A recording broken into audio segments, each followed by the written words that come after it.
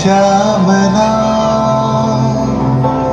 সস্য শ্যামলা মাতরম বন্দে মাতরম। 1908 সালের 11ই আগস্ট বন্দে মাতরম বলার দোষে যে বালককে বেত মারার হুকুম দিলেন ব্রিটিশ সরকার, তারই পক্ষে দাঁড়িয়ে ক্ষুদিরাম বসু ও প্রফুল্ল চাকি সাহেবের ফিটেন গাড়ি লক্ষ্য করে বোমা চালালেন মুসফ সাহেব নিহত হলেন না, তবু নাবালক ক্ষুদিরামকে ফাঁসির হুকুম দেওয়া হলো। আমি হাসি হাসি পড়ব ফাঁসি, দেখবে ভারতবাসী। ও মা হাসি হাসি পড়ব ফাঁসি, দেখবে ভারতবাসী। একবার বিদায় দে মা, ঘুরে আসি।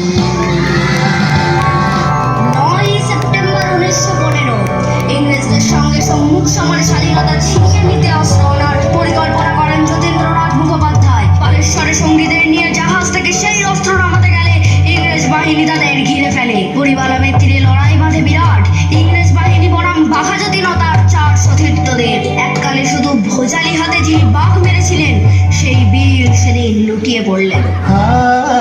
জননী গুলো তুলে বক্ষে, শান্তন বাস দেহ তুলে চোখে, কাঁদিছে তব চরণ তলে 30 কোটি নরনারী।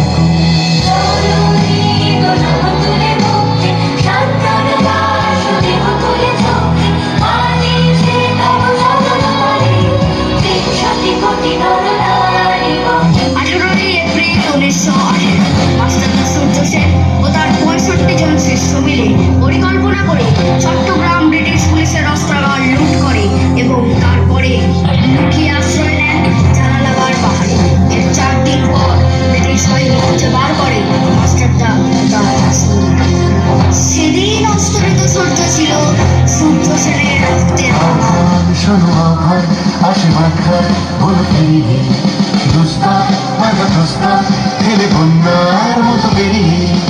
আহ্বান শোনো আহ্বান আসে মাথার বলতে দুস্তা মাথা দুস্তা ঠেলে বন্যার মতো বেরিয়ে।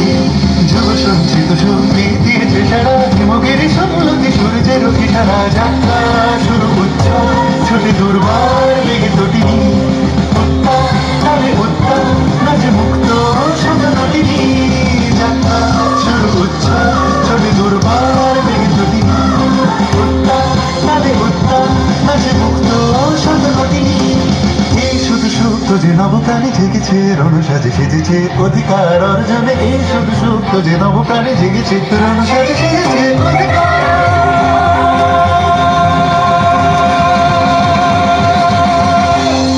8ই ডিসেম্বর 1930 বিনয় বসু, বাদল গুপ্ত ও দীনেশ গুপ্ত সাহেবী পোশাকে ট্যাক্সি থেকে নামলেন রাইটার্স বিল্ডিং এর সামনে। সোজা উঠে গেলেন দোতলায়। সামনে সিমসনের ঘর, তার রক্ষীকে ঠেলে ঢুকে গেলেন ভেতরে। বন্দুকের আওয়াজে গর্জে উঠল রাইটার্স। উঠিয়ে পড়লেন সিমসন। এরপরে রাইটার্স বিল্ডিং এর অলিন্দ বারবার গর্জে উঠল বিপ্লবীদের গুলির শব্দে। তারপর ট্যাগর সাহেব তার বাহিনী নিয়ে ঘিরে ফেলেন বিনয়, বাদল, দীনেশকে।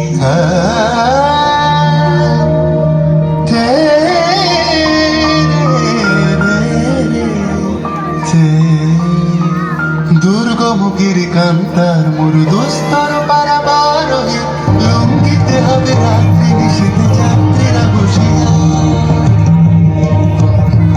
1943 সালের 23শে ডিসেম্বর জাপান সরকারের অধীনে থাকা আন্দামান দ্বীপ সেদিন হস্তান্তর করা হলো ইন্ডিয়ান ন্যাশনাল আর্মিকে। পোর্টব্লেয়ারের মাঠে তিরঙ্গা পতাকা তুললেন সুভাষ চন্দ্র বোস।